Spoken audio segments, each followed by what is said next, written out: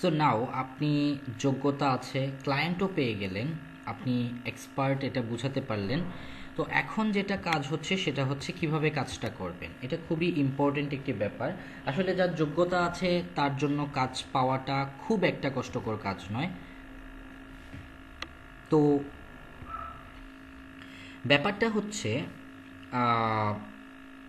ক্লায়েন্টের কাজ যখন আপনি নিবেন তার আগে, ধরুন একটি কাজে আপনি আপওয়ার্কে আপনি অ্যাপ্লাই করলেন, অবশ্যই জবের রিকোয়ারমেন্ট দেওয়া থাকে। এখন অনেক ক্লায়েন্ট বলে যে আমার একজন লোগোর জন্য গ্রাফিক ডিজাইনার লাগবে, তাহলে অনেক রিকোয়ারমেন্টই সে দেয়নি, সে শুধু বলেছে লোগো ডিজাইনার লাগবে গ্রাফিক্স ডিজাইনের মধ্যে। তো আপনি গ্রাফিক্স ডিজাইনার এবং আপনি লোগো ডিজাইন এক্সপার্ট, সো আপনি লোগো ডিজাইনের ওটাতে অ্যাপ্লাই করলেন। অ্যাপ্লাই করার পর আপনার ক্লায়েন্টের সাথে ডিসকাস করে নিতে হবে যে তার কি কালারের লোগো লাগবে, তার কি শেপ লাগবে, তার কোনো কনসেপ্ট আছে কি না, তার কাছে সকল ইনফরমেশন জেনে নিতে হবে, যেখান থেকে আপনি বুঝতে পারবেন যে তার রিকোয়ারমেন্ট হচ্ছে এটা, এভাবে আপনি তাকে লোগোটা বানিয়ে দিবেন। এটা খুবই ইম্পর্ট্যান্ট একটি ব্যাপার বোঝার জন্য। সো যদি আপনি ক্লায়েন্টের নিড সম্পর্কে না জানেন তাহলে আপনি কাজটি করতে নাও পেতে পারেন। কাজ করলেন বাট কাজে ক্লায়েন্ট খুশি না, তাহলে আপনি টাকা পাবেন না, মার্কেট প্লেস আপনাকে টাকা দিবে না। ওকে, তো আপনাকে আগে ক্লায়েন্টের রিকোয়ারমেন্ট বুঝতে হবে। তারপরে যে ব্যাপারটা, নোট ডাউন ক্লায়েন্ট রিকোয়ারমেন্টস। আসলে ব্যাপারটা হচ্ছে যে আপনি যদি ক্লায়েন্টের রিকোয়ারমেন্ট জেনে নেন, অনেকেই ভাবেন যে আপনি এটা মনে মনে রেখে দিবেন, বাট এটা অনেক বড় ভুল হবে, আপনার মিস ইনফরমেশন হবে বা আপনি ভুলে যাবেন। আপনি নোট ডাউন করে নেবেন একটি খাতায় অথবা টেক্সট বুকে, কম্পিউটারে, প্রতিটি বিষয়, ক্ষুদ্র ক্ষুদ্র বিষয় আপনি লিখে নেবেন, তাহলে ভুলের পরিমাণ অনেক কম হবে। অনেকেই কাজ করার পর মডিফিকেশনের ঝামেলায় পড়েন, যে ক্লায়েন্ট বারবার আপনাকে দিয়ে মডিফাই করায়, রিজনটা হচ্ছে সে নোট ডাউন করে না রিকোয়ারমেন্টটা কী। ঠিক আছে, এটা খুবই ইম্পর্ট্যান্ট একটি ব্যাপার। তারপর তার রিকোয়ারমেন্ট অনুযায়ী তাকে ডিটেলসে লিখুন যে কিভাবে আপনি কাজ করবেন। তোমার লোগো কালার রেড এবং ব্ল্যাক তোমার লাগবে, I will do your logo colour in black and red. তাহলে সে ক্লিয়ারলি জানবে, হ্যাঁ সে আমার লোগোতে ব্ল্যাক এবং রেড বসাবে। আপনি তাকে রিপিটলি যখন বলবেন যে এটা আমি করব, তখন সে বলবে হ্যাঁ এটা ঠিক আছে, এটা করবে। তো এভাবে আপনি তার প্রতিটি রিকোয়ারমেন্টের উপর একটি প্রপোজাল ডকুমেন্ট ক্রিয়েট করবেন। সে এটা বলেছে, তাকে বলবেন আমি এটা এভাবে এভাবে বানিয়ে দিব। এতে করে আপনার দুইটা লাভ হবে, এক আপনি ক্লিয়ার হবেন তার রিকোয়ারমেন্ট কি, আপনাকে কি করতে হবে, এবং সেও ক্লিয়ার হবে যে আপনি তাকে এগুলো করে দিবেন। এখানে আপনার লাভ আছে, সেটা হচ্ছে আপনাকে নেক্সট ক্লায়েন্ট মডিফিকেশন করাতে পারবেন না। প্রপোজালে যা লেখা থাকবে ক্লায়েন্ট আপনাকে তাই করাতে পারবে, যদি বেশি করে তাহলে আপনি তার কাছে চার্জ করতে পারবেন। তো ব্যাপারটা হচ্ছে প্রপোজাল ডকুমেন্টটা কিভাবে করবেন, নোট করা রিকোয়ারমেন্ট থেকে প্রপোজাল ডকুমেন্টটা খুব সুন্দর করে সাজাবেন, কোনটার কত প্রাইসিং, কত টাইম লাগবে সব কিছুই বলে। এখন কাজ শুরু করে দিন। যদি ডকুমেন্টটি অ্যাপ্রুভ করে, দ্যাট মিনস হচ্ছে প্রপোজাল পাঠানোর পর ক্লায়েন্ট যদি বলে হ্যাঁ তোমার ডকুমেন্ট এক্স্যাক্টলি পারফেক্ট, আমি যেরকম চেয়েছি সেরকমই হচ্ছে, তাহলে আপনি কাজ শুরু করে দিন। ফ্যাক্ট হচ্ছে যখন কাজ শুরু করবেন তখন আপনি একটি জিনিস মাথায় রাখবেন, ক্লায়েন্টকে বেশি কিছুও দেওয়ার চেষ্টা করবেন না, আবার আপনার প্রপোজাল ডকুমেন্ট থেকে কম কিছুও দিবেন না। এতে করে দুই প্রবলেম হবে, কম দিলে তো অবভিয়াসলি ক্লায়েন্ট খেপে যাবে, বেশি দিলে যেটা হবে তার নিড বেড়ে যাবে, সে আপনাকে দিয়ে এক্সট্রা কাজ করাতে পারে। সো ডকুমেন্টে যা আছে এক্স্যাক্টলি তাই দেওয়ার চেষ্টা করুন। তারপরে আরেকটা মোস্ট ইম্পর্টেন্ট প্রবলেম, আপনি কাজ শুরু করে দিলেন তারপরে মডিফিকেশন পেতে পারেন।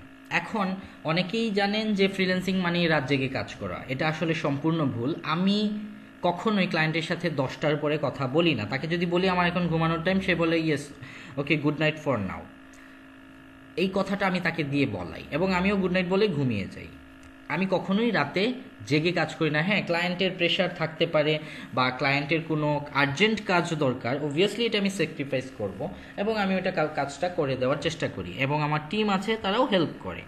সো ব্যাপারটা হচ্ছে যে রাত জেগে কাজ করা ফ্রিল্যান্সারদের কাজ নয়, এটা ভুল ধারণা। যারা মনে করেন যে রাত জেগে কাজ করতে হবে, ক্লায়েন্টের সাথে বসে থাকতে হবে, ইটস রং। আরে ভাই আপনি ক্লায়েন্টের রিকোয়ারমেন্ট জানেন, আপনি প্রপোজাল পাঠিয়েছেন, আপনি তো জানেন যে কি করতে হবে, আপনি ডকুমেন্ট দেখে দেখে কাজ করবেন। এখন কথা হচ্ছে make a list of schedule to discuss with client. এখন ক্লায়েন্টকে আপনি একটা আপডেট দিলেন, সে আপনাকে মডিফিকেশন দিল, আপনি রাত ভোর ধরে মডিফিকেশন করলেন, ইটস রং। আপনি যেটা করবেন সেটা হচ্ছে সিম্পল। ফার্স্ট প্রপোজাল ডকুমেন্টে লিখবেন হচ্ছে রিকোয়ারমেন্টস, তারপর লিখবেন হোয়াট ইউ ক্যান ডু, ঠিক আছে, আপনি এগুলো করতে পারবেন। তারপরে লিখবেন যে কোন কাজটা কখন করে দিবেন, time of work or task and schedule A meeting. তো আপনি যখন টাস্ক কমপ্লিট করেন, ধরেন যে এখানে লোগোতে 4টা ধাপ আছে, আপনি 4 ধাপে 4টা লোগো দিবেন। সো ফার্স্ট ধাপটা শেষ হওয়ার সাথে সাথে ক্লায়েন্টের সাথে মিটিং শিডিউল করেন। তো ফার্স্ট ধাপ শেষ হওয়ার সাথে সাথে মিটিং শিডিউল করেন এবং ক্লায়েন্টের সাথে কথা বলার চেষ্টা করুন, অথবা চ্যাট করেও বুঝাতে পারেন যে দেখো এটা কেমন লাগলো। আপনি ফার্স্টে সেকেন্ড কাজে চলে যাবেন না, তাহলে আপনার ব্যাগের খাটনি হতে পারে। যদি ক্লায়েন্ট পছন্দ না করে দুইটা এবং প্রজেক্ট ক্যান্সেল করে দেয় তাহলে লস। তাহলে ফার্স্ট কাজটা করে তার সাথে মিটিং করুন, আপডেট জানুন। যখন আপনি তার সম্পর্কে জানবেন, সে তার আপডেটটা আপনাকে দেবে, তখন আপনি বুঝতে পারবেন যে হ্যাঁ, ক্লায়েন্ট আমার প্রতি খুশি আছে, সো আমি কাজ কন্টিনিউ করতে পারি। সবগুলো কাজ একসাথে করে দিলেন, ক্লায়েন্ট দেখলেন পরে খুশি না, এটা আপনার কষ্ট হবে।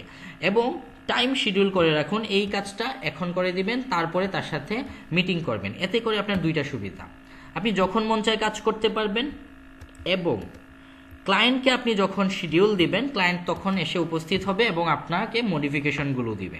তারপর আপনি মডিফিকেশনের জন্য একটা টাইম দিন, যে তোমার সাথে আমি এই টাস্কটা এই